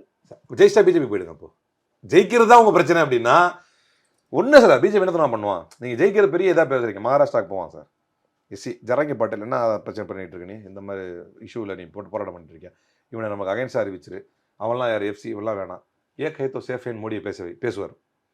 எக்ஸாக்டாக அங்கேருந்து ஒரு 36% மட்டும் பக்காவாக கட் பண்ணி, நானே ஓபிசி தாங்க உங்களுக்கு இப்போ ஆளாக போட போகிறேன், எல்லாமே ஓபிசி தாங்கன்ட்டு ஓபிசி சப்போர்ட் மட்டும் வாங்கி ஜெயிச்சுட்டு போயிட்டே இருப்பார் பிஜேபியில். எப்படி ஜெயிக்கணுங்கிற ஸ்ட்ராட்டஜி இந்தியாவில் பிஜேபியோட யாருக்கும் தெரியாது, அதனால பிஜேபி போயிடலாமா? அந்த ஸ்ட்ராட்டஜி விட பெட்டரான ஸ்ட்ராட்டஜியோட இப்போ தாவேக்காருக்கு விஜய் இருக்கார். தேவையில்லை. அப்போ பிஜேபி ஸ்ட்ராட்டஜி மாதிரி ஒரு இதோ அதோட பெட்டர் ஸ்ட்ராட்டஜினா கெட்டதில் மிக கெட்டது அது. அப்போ இல்ல சார், தன் மீதான கரிஷ்மாக்கு எல்லாரும் ஓட்டு போடுறாங்கல்ல, அது எவ்வளவு பெரிய ராங்கான விஷயம். நியூ பிஜேபி அப்படிங்கிற புக்கை படிங்க, நளின் மேத்தா எழுதின புக்கை படிங்க. சரி விடுங்க, மக்களுடைய கோர் இஷ்யூவை பேஸ் பண்ணி தான் சார் லீடர்ஷிப் உருவாகணும், கரிஷ்மா உருவாகி வச்சு வரக்கூடாது. சரி, அப்பதான் உங்கள்கிட்ட அக்கௌண்டபிலிட்டி இருக்கும் சார். கரிஷ்மா வந்தாலே அக்கௌண்டபிலிட்டி இருக்காது. வந்துருச்சு சார், வந்துருச்சு. ஒழிக்கணும், ஆதரவு கொடுக்க கூடாது. அக்கௌண்டபிலிட்டி என்ன எங்க இருக்குது? சூலூர்ல என்ன அக்கௌண்டபிலிட்டி, என்ன பேசுனாரு சார்? பட்டியல் சமூக அமைச்சர்கள் 8 பேர் இந்த ஒரு 70-80 வருஷ தமிழ்நாட்டு சரித்திரத்துல நடந்திருக்குமா சார்? ஜனாதிபதி போட்டாச்சு சார் பட்டியல் சமூகத்துல இருந்து பிஜேபி. வேற பேசுங்க. ஜனாதிபதி அதிகார பகிர்வு கொடுத்துருக்காங்க சார். ஜனாதிபதியே போட்டாச்சு, நினைச்ச மோடியே கலைச்சு விட்டுறலாம் தேவைப்பட்டா. ஜனாதிபதியே கொடுத்தாச்சு, என்ன கிடைச்சது? சரி, ஐயுஎம்எல் மாதிரியான ஒரு கட்சி தமிழ்நாட்டில் ஒரு ஆளும் இடத்துக்கு வரும் அப்படின்னு யாராவது நினைச்சிருப்பாங்களா? கொண்டு வந்து கொடுத்துருக்காருல்ல விஜய். இஸ்லாமியர்களுக்கு எதிரான திருப்பரங்குன்றம் சொல்லி விஜயோட கருத்து என்ன சார்? அது பாஜக திமுகவோட கேம் இல்ல. இது அது திருப்பரங்குன்றங்கிறது பாஜக வழக்கு போட்டது யாரு? ஆர்எஸ்எஸ் பிரிவு. அதான் நீங்க 2 பேர் சேர்ந்து பண்ணது அப்படின்றதான குற்றச்சாட்டா இருந்துச்சு தாவேக்கால இருந்து. அதுக்காக தான் கண்டெம்ட் ஆஃப் கோர்ட் வந்தது, அதுக்காக தான் நீதிமன்றம் வந்து திமுக அரசை எதிர்த்தது, அதுக்காக தான் இந்த இஷ்யூவே நடந்தது. 2 பேரும் சேர்ந்து பண்ணனால, அதுக்காக தான் செந்தில் பாலாஜி இவ்வளவு நல்ல ஒற்றுமை இருக்கும்போது தான் இந்தியா முழுக்க கிட்டத்தட்ட 20 வழக்குகள் உதயநிதி ஸ்டாலின் மேலே பதியப்பட்டுச்சு. உதயநிதி ஸ்டாலின் கல் தடுத்துட்டு வந்தால் 2 கோடி ரூபா தருவோன்னு பிஜேபி அதனால தான் சொல்லிச்சு. எல்லாமே செட்டிங். ஏன் பேசுறவன் அடி வாங்குறோம் மதம் வாங்குறோம் செட்டிங் பண்ணிட்டான். வாயே துறக்காதும் பெரிய புரட்சியாளர் உங்களுக்கு. அது ஸ்ட்ராட்டஜி, புரட்சியாளர் கூட இல்லை, அது ஒரு பெரிய ஸ்ட்ராட்டஜி. கொடுக்குறாங்கல்ல சார், எப்படியும் என்ன அதிகார பகிர்வு கொடுக்குறாங்கல்ல சார்? அதிகார பகிர்வு பிரச்சனை விஷயமே கிடையாது சார். நான் திரும்பவும் சொல்றேன், இப்போ நீங்க இந்த பாயிண்ட் கேட்க ஐயுஎம்எல் மாதிரியான கட்சிகளுக்கு தெரியாதா? கூட்டணியை வைக்க போகும்போதே 5 கொள்கை பிரகடனத்தில் ஒன்றாக வைக்கப்பட்டது மாநிலத்தில் சுயாட்சி, மத்தியில் கூட்டாட்சி என்பது திமுக உருவாக்கப்பட்ட காலத்திலிருந்து அதான் கொள்கை நிலைப்பாடுன்னு தெரியாம தான் அதில் இது கொடுத்தாங்களா? அலையன்ஸ் கொடுத்தாங்களா? ஒரு கால் தொங்கு சட்டசபை அமைந்தால் கூட, அங்கு வந்தால் கூட அமைச்சர் இடம் தர மாட்டாங்க, இதான் திமுகவுடைய கொள்கைன்னு தெரியாதா? கொடுத்ததில்ல, ஒரு தடவை வந்தோம். அதான் சொல்றேன், கொடுக்க மாட்டாங்க. 611 அப்பெல்லாம் அன்னை சோனியா காந்தியோடைய காங்கிரஸ், நீதான் ராகுல் காந்தி காங்கிரஸ். சரியா? தெளிவா தானே இருந்தாங்க, கொள்கையில் கரெக்டாக இருந்தாங்களா இல்லையா? சொன்னதில்லை, நான் இதுதாங்க நாங்கள் தரமாட்டோம் அப்படின்னு இருக்கிறாங்களா இல்லையா? அதை தெரிஞ்சுதானே வந்தாங்க. எனக்கு என்ன புரியலைன்னா, ஏதோ கொடுத்துட்டாரு. சரி, நான் இப்படி தலைகளை சொல்றேன், மஃபு முகாலஃபான்வாங்க அரபில, ஒரு நெகட்டிவ் அண்டர்ஸ்டாண்டிங் வர்றேன். இதே விஜய் பெரும்பான்மையாக வந்திருந்தால் நிச்சயமா தந்திருக்க மாட்டார் சார். தருவன் சொல்றது வேற, நம்பி வரவங்களும் கொடுப்பேன் தருவன் சொல்றது வேற, அவர் தந்திருக்க மாட்டார். இப்ப ஏன்னா அவங்களுடைய ஸ்ட்ராட்டஜியை பாருங்க. இதை ஏன் நான் சொல்றேன் அப்படின்னா, எப்படி நீங்க பாட்டுக்கு வந்து ஒரு ஹைப்போதெட்டிக்கலா எப்படி அடிச்சு விடலாம் அப்படின்னு நீங்க கேட்டீங்கன்னா, இந்த பக்கம் வந்து கம்யூனல் ஃபோர்ஸஸோட சேர மாட்டேன்னு எழுதி கொடுக்குறாரு, அந்த பக்கம் போய் காமராஜ் பேசிக்கிட்டு இருக்காரு. பவர் ஹங்கிரி, பவர் தான் அவருக்கு வேணும். Prove me if I am wrong, prove me. காலம் தான் ப்ரூவ் பண்ணும். நான் கண்ணு முன்னாலே ப்ரூவ் பண்ணிட்டேனே, நீங்க ஏன் காலத்துக்கு போயிட்டீங்க? கம்யூனல் ஃபோர்ஸோட பண்ணக்கூடாதுன்னு 5 பேர் கொடுக்குறாங்க. இவ 5 பேர் வச்சு மச்சான் பேர் ஆட்சி அமைக்க முடியும், கூப்பிடுறாங்க காமராஜ் அப்படின்னு கூப்பிட்டாரா இல்லையா? நாங்க தான் கூப்பிட்டோம், அவங்களே வீடியோ போட்டாங்களா இல்லையா? அவர் என்டிஏல தான் இருக்கிறாருன்னு அப்பவே வந்து அவர் சொன்னாரா இல்லையா? இந்த பாயிண்ட்ல நகராதீங்க. நீங்க காமராஜ் சொல்லுங்க எனக்கு பதில். எப்படி அது அவ்வளவு பெரிய தப்பை செஞ்சுட்டு அப்பவே காங்கிரஸ் வெளியே போயிருக்கணும். அவர் பவர் ஹங்கிரி.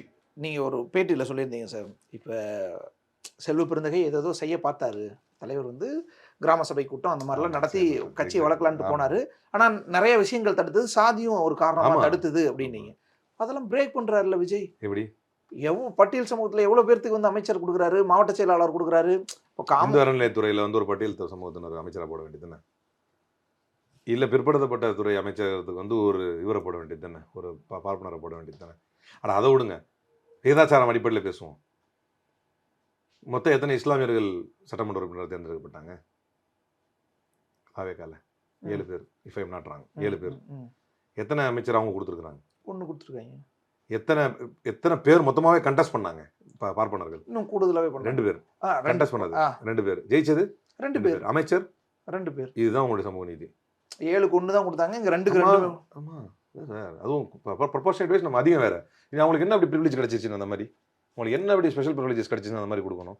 நீங்க கணக்கு காட்டும் போது நான் இந்த கணக்கு கேட்பேன், மற்றபடி எனக்கு இது பாயிண்டே கிடையாது. நீங்க நித்த விஜயை வந்து நான் தனியா நின்று பாத்துக்கிறேன், முதலமைச்சரா ஒரு முஸ்லீமை போட்டா கூட நான் எதிர்ப்பேன், அது வேற விஷயம். நீங்க எனக்கு தாவேகால அஃப்கோர்ஸ் எனக்கு தேவை, நீங்க கோர் இஷ்யூல உங்க கொள்கை என்ன நீங்க ப்ரூவ் பண்றீங்க, அதுதான் முக்கியம். அவனை போட்டீங்கன்னா என்ன நடந்துடும் நமக்கு? ஏன் முஸ்லீம்கள் பாஜக இருந்தது இல்லையா அதுக்கு முன்னாள் அமைச்சரா? ஷானவாஸ் ஹுசேன், முக்தார் அப்பாஸ் நக்வியில் அமைச்சர்களா இருந்தது இல்லையா? என்ன கிடைச்சது, நீ எங்க இருக்குன்றது முக்கியம் இல்ல. ஏன் முஸ்லீம் ஜனாதிபதி ஆக்கலையா?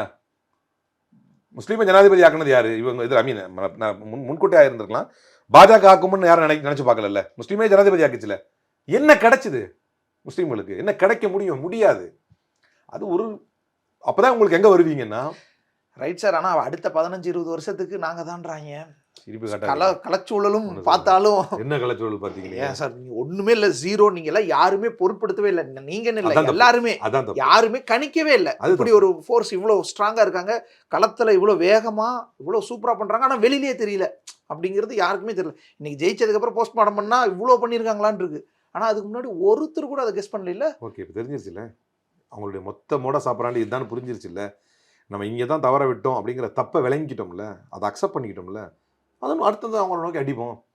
இப்படியெல்லாம் ஒரு தகுதி இல்லாத, நிர்வாகம் என்றாலே என்னவென்று தெரியாத, வெளியே வந்து பேட்டி கொடுக்க தெரியாத, என்ன பேசணும்னு தெரியாத, சார் குறைந்தபட்சம் எனக்கு என் முகமே அப்படிதான் அப்படின்னா நீங்கள் மாற்றிக்க தான் செய்யணும். சிரிச்ச முகமாக இருக்கக்கூடாது.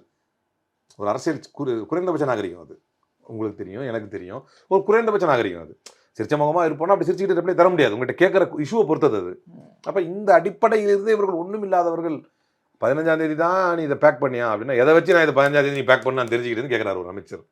இன்னைக்கு ட்ரோல் மெட்டீரியல் ஆகுது அது. இதெல்லாத்தையும் பார்க்குறாங்க மக்கள் பார்த்துக்கிட்டு இருக்கிறாங்க. அது சூலூர் சம்பவமாக இருந்தாலும் சரி, தொடர் மின்வெட்டாக இருந்தாலும் சரி, எத்தனை நாள் நீங்கள் கான்ஸ்பிரசி தியரி வச்சு ஓட்டிடுவீங்க? அப்படியே கான்ஸ்பிரசி இதை அவன் தான் பண்ணான்னு வெறும் இன்ஸ்டாகிராம் வீடியோ போட்டால் மக்கள் நம்ம நம்பி ஓட்டு போட்டுருவாங்களா? இதுக்கு முன்னாலேயே இல்லை சார், உங்கள் வாதங்கள், உங்கள் கட்சியில் இருக்கக்கூடியவங்களோட வாதங்கள்லேயே ஓட்டு போட்டிருக்காங்க. எஸ், நடந்திருக்கு. ஆமாம், அப்புறம் என்ன எத்தனை வாட்டி நடந்துடும் அப்படி? அதான் கவனக்குறைவாக நடந்தது, திரும்பவும் சொல்கிறேன். அதுதான் இப்போ நம்ம ரெக்ரெட் பண்ணி ரியலைஸ் பண்ணிட்டோம்.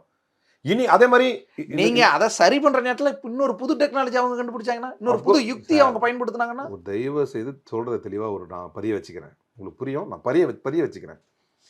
இவரை ஒரு கண்டஸ்டன்டாவே எடுத்துக்கல நம்ம, அது வேற.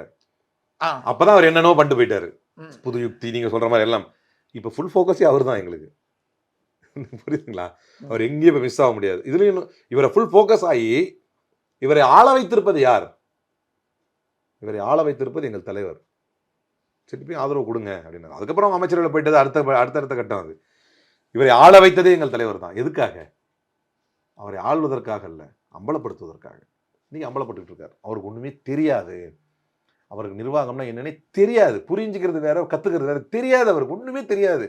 அதனுடைய விளைவு தான் சூழல ரெஸ்பாண்ட் பண்றதுக்கு. நான் தொலைபேசியில் வர்ற அமைச்சர் இல்லை, முதலமைச்சர் இல்லை மதேஷ், அவர் வர்ற முதலமைச்சர் தொலைபேசியில் ஃபோன் பண்ணி சொல்லிக்கிட்டு இருக்காரு.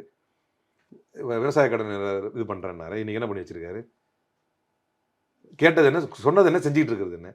மின்வெட்டுக்கு என்ன பதில், என்ன தீர்வுனே தெரியல, என்ன பண்ண போறாங்கன்னே புரியல. நீங்க இவ்வளவு வருஷமா எல்லாம் சொதப்பி வச்சிட்டீங்க, கொஞ்சம் கொஞ்சமா சரி பண்ணணும்ல. இதோட தானே உங்க தேர்தல் வாக்குறுதி இருந்திருக்கணும். இப்போ நாங்கள் வந்தோடனே செய்ய முடியாது, ஆனால் எங்களுக்கு ஒரு குறிப்பிட்ட டைம் தேவைப்படும், அதுக்கப்புறம் நாங்கள் சூப்பராக செய்வோம், ஏன்னா ஆல்ரெடி இவ்வளோலாம் சதிச்சிருக்காங்க, நீங்கள் ஸ்ட்ராட்டஜிக்கலாக பேசியிருக்கணும்ல. நாங்கள் வந்த உடனே அப்படி தானே சொன்னார் விஜய், அப்படி தானே சொன்னார். நான் வர்றேன், வந்தா என்ன, வர்றேன் வந்த உடனே அப்படின்னாரு. வந்த உடனே என்னாச்சு? நீ சொல்றதை நான் உண்மையிலே ஏற்றுக்கிறேன் சார். அதிமுக கொரோனா காலத்தில் அடிபட்ட தமிழ்நாடை கொடுத்துச்சு சார். கொரோனா காலத்தில் அடிபட்ட தமிழ்நாடு வந்த உடனே முதல் கையெழுத்து 1000 ரூபாயும், இது சாரி விடியல் பயணத்துக்கான கையெழுத்து வந்த உடனே எப்படி முடிஞ்சது? இப்போ 200 யூனிட் மின்சாரம், சிங்கப்பெண் அதிரடிப்படை என்ன கிடைச்சது? அதில் 200 யூனிட் மின்சாரம் கொடுத்துட்டாரு. கரண்ட் இருக்கா? பேஸே காலி பண்ணி விட்டீங்களே. இது எப்படி இருக்குன்னா, விடியல் பயணம் தர்றேன், ஃப்ரீயா பஸ் பயணம் தர்றேன், ஆனால் பஸ்ஸே வரலன்னா மின்சாரம். ஆனால் சொன்னது என்ன, வாக்குறுதி கொடுத்தது என்ன, அதை கொடுத்துட்டாரா? அப்போ ஃப்ரம் த ஃபர்ஸ்ட் டே எனக்கு என்னுடைய சின்ன பேசன்முக என்ன சொல்றாரு, என்ன வந்த உடனே எல்லாத்தையுமே கொடுத்துட்டாங்களா திமுக அரசு மட்டும்? எல்லாம் படிப்படியாக தானே செஞ்சாங்க, கடைசி வருஷத்துல தான் நிறைய செஞ்சாங்க, அந்த மாதிரி டைம் கொடுப்போம் அப்படின்றாருல. குறைந்தபட்சம் என்னென்ன பண்ணாங்க, நீங்க என்னென்ன பண்ணீங்க சொல்லுங்க. நான் சொல்றேன், விடியல் பயணத்தை முதல் கையெழுத்தாவே போட்டாச்சு. இவர் முதல் கையெழுத்தா என்ன போட்டாரு? 2500 ரூபா தரேன்னாரு. 1000 ரூபா கொடுத்துக்கிட்டு இருக்காரு. எதுவரை 1000 கிடைக்கிறதோ அதுவரை முத்துவேல் கருணாநிதி ஸ்டாலின் தான் ஆண்டு கொண்டிருக்கிறார் தமிழ்நாட்டை. நீ சொன்னது 2500 ரூபா. சரி, வந்த உடனே எல்லாத்தையும் செய்யல சார், வாஸ்தவம். நான் சொல்றேன், விடியல் பயணம் வந்தோடனே செஞ்சோம்ல, நீங்க என்ன பண்ணீங்க? வந்த உடனே என்ன செஞ்சீங்க? சொன்னதுல ஏதாவது ஒண்ணு செஞ்சீங்களா?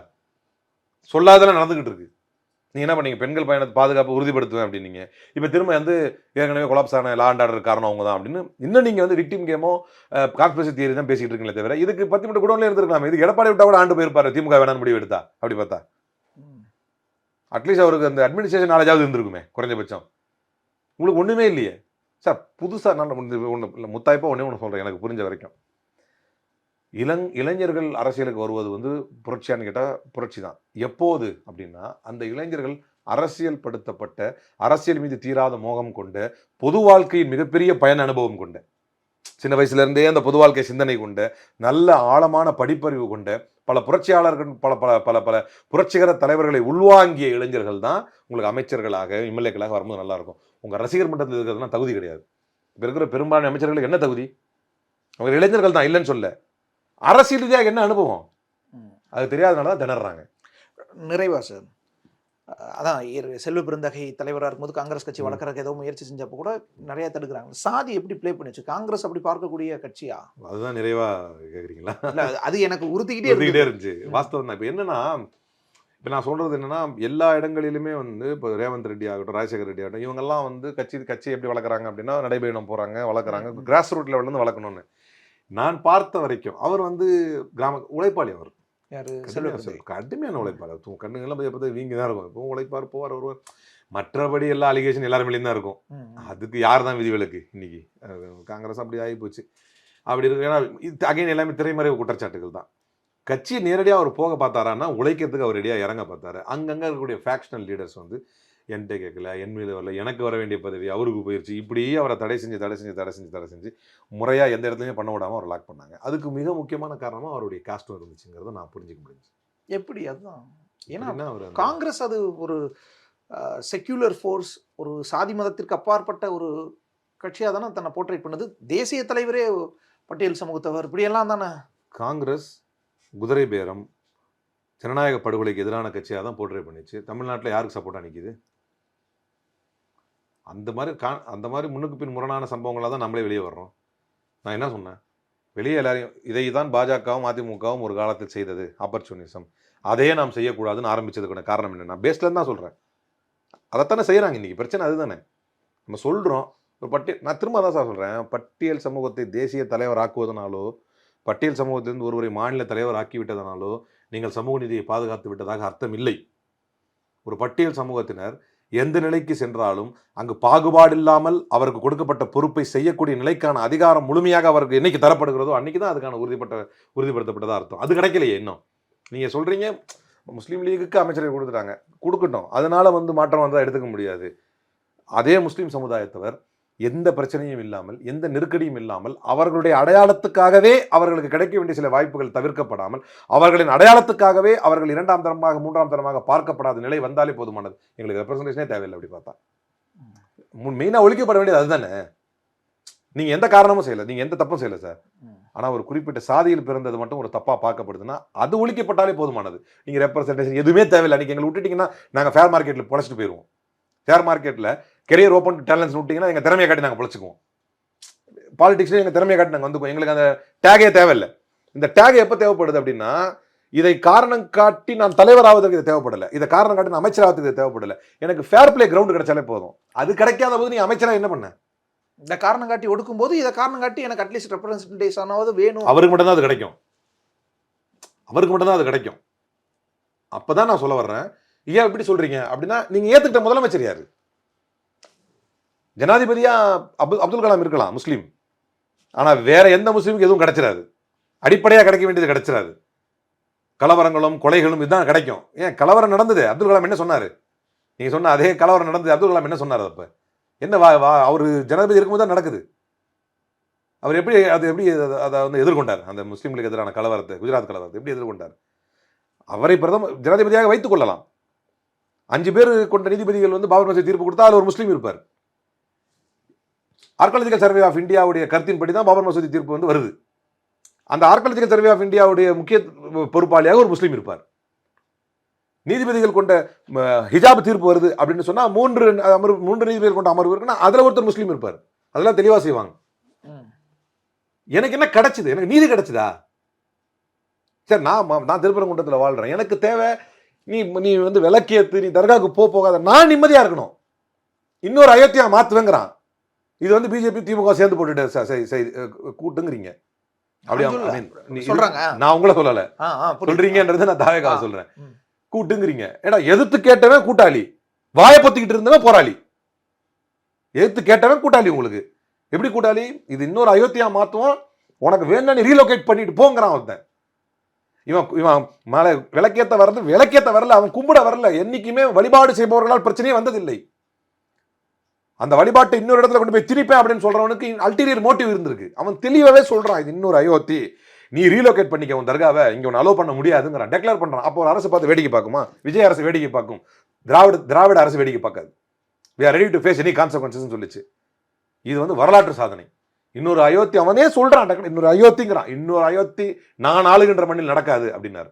எனக்கு அது போதும், நான் ரிலாக்ஸா இருந்தா போதும். சொல்றாங்க, என்ன கொடுப்பாங்க உங்களுக்கு, என்ன கிடைச்சிடும், தோத்த பிறகு வரலாற்றில் கரெக்டான இடத்துல போய் நின்றா அலிம்புகாரன் வந்தா போதும். யார் அவர்களுக்காக செய்தார்களோ அவர்களுக்காக நின்னா அப்படின்னு இருந்தா போதும். யார் இந்த மண்ணுக்காக நின்றார்களோ அவர்கள் பக்கமா நின்றான் வந்தா போதும். அதுல கரெக்டா இருக்குது. அவர் தான் நின்னாரு. அங்கங்க திமுக மட்டும் தான் நிக்குது. அதுல தெளிவா நீங்க அமைச்சர் கொடுத்தீங்க, அது கொடுத்தீங்க, கொடுக்க மாட்டாங்கன்னு கொள்கை பிரகடனம் செஞ்சுட்டு தான் கூட்டணிக்கு வந்தீங்க. அப்போ போகும்போது அட்லீஸ்ட் நான் லாஸ்ட்டாக ஒன்று சொல்கிறேன். அப்போ என்ன செய்யுங்கன்னா, போகும்போது சொல்லிட்டு போங்க, என்ன பண்ணுறது, நீங்கள் ஜெயிப்பீங்கன்னு பார்த்தேன், தோத்துட்டீங்க, அதனால உங்கள் கழுத்து அறுத்துறேன் அப்படின்னு அறுத்துட்டு போயிட்டுன்னு சொல்லிடுங்க. இது அந்த அளவுக்கு சொல்லணுமா? கண்டிப்பாக. அவர் ஒரு தலைவர் சார், அவர் வேதனையாக சொல்ல மாட்டார். அவர் படுற வேதனை எங்களுக்கு தானே தெரியும் பார்க்கும்போது. எல்லாம் தப்பு இல்லையா? கேட்டால் எங்கள் ஓட்டம் உங்ககிட்ட இருக்குன்னு பேசுறதெல்லாம் நீ நியாயமா? யார் தலைமையில் கூட்டணி? வென்று இருந்தால் யார் முதலமைச்சர்? யாரை முதலமைச்சர் வேட்பாளர் வந்து தேர்தலில் சந்திச்சிங்க? இவ்வளோ கேள்வி அன்ஆன்சர்டாக இருக்குது. எங்கள் ஓட்டம் அங்கே இருக்குன்றது உங்களுக்கே கொஞ்சம் ஓவராக தெரியல. போகும்போது அப்போ நான் ஏன் பண்ணுறது, தோத்துட்டீங்க, அவர் ஜெயிச்சிட்டார்ல, அவர் கூப்பிட்றாரு, நீங்கள் தோத்தவராச்சு, என்ன பண்ணுறது, உங்கள் கழுத்தை கொஞ்சம் அறுத்துறோம் அப்படின்னு கழுத்து அறுத்துட்டு போயிட்டோன்னு சொல்லிட்டு போங்க. எல்லாரும் சொல்லிட்டு போன மாதிரி அதை கூட செய்யாமல் போயிட்டீங்களேங்கிறது தான் வேதனை. இல்லை, திருப்பியும் நாளைக்கே கூட்டணி வைக்கலாம். அதனால தான் ஸ்லோவாக, ரொம்ப பொறுமையாக சொல்கிறேன். இதுதான் அதிகபட்ச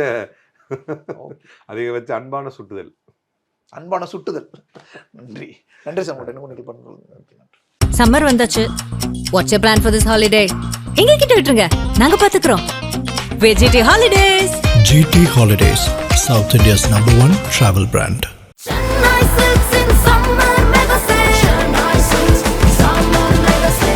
The Chennai Silks in Mega Summer Sale. வெற்றியாளரை விதைக்கும் மண் SNS, வெற்றியாளரை உருவாக்கும் மண் SNS, வெற்றியின் மண் SNS, SNS Institutions, Kovai.